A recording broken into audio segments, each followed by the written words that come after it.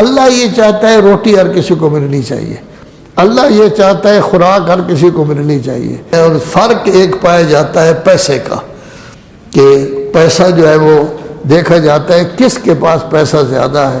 جس کے پاس پیسہ زیادہ ہو اس کو کہتے ہیں دولت مند، جس کے پاس پیسہ زیادہ ہو اس کو کہتے ہیں مالدار، جس کے پاس پیسہ زیادہ ہو اس کو کہتے ہیں سرمایہ دار۔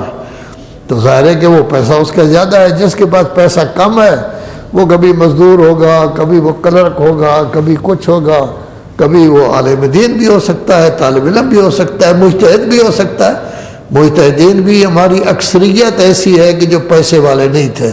میرے خیال میں شروع سے لے کر اس وقت تک 2 یا 3 آدمی ہیں جو پیسے والے بنے ہیں، کیونکہ علم پیسے والا نہیں پڑھتا۔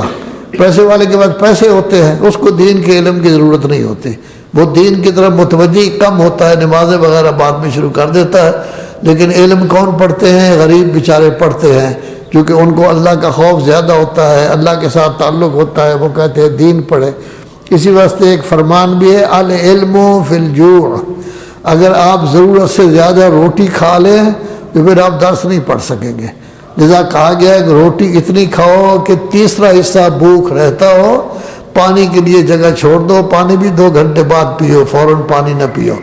تو کم کھانا چاہیے، زیادہ کھانے سے بخار پیدا ہو جاتا ہے، معدہ بھی خراب ہو جاتا ہے، آدمی پڑھ بھی نہیں سکتا۔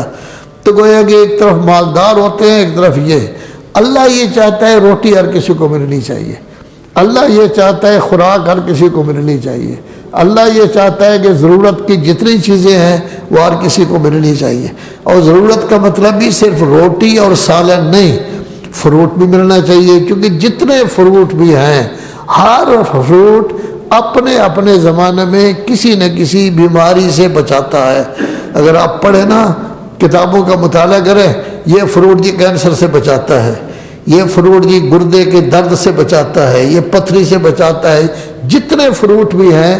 اسی واسطے باقاعدہ ایک نظام ہے صحت کا، جس کو کہتے ہیں کہ خوراک کے ذریعے اپنی صحت حاصل کرنا، پھلوں کے ذریعے علاج حاصل کرنا، حتیٰ سبزیوں کے ذریعے علاج حاصل کرنا۔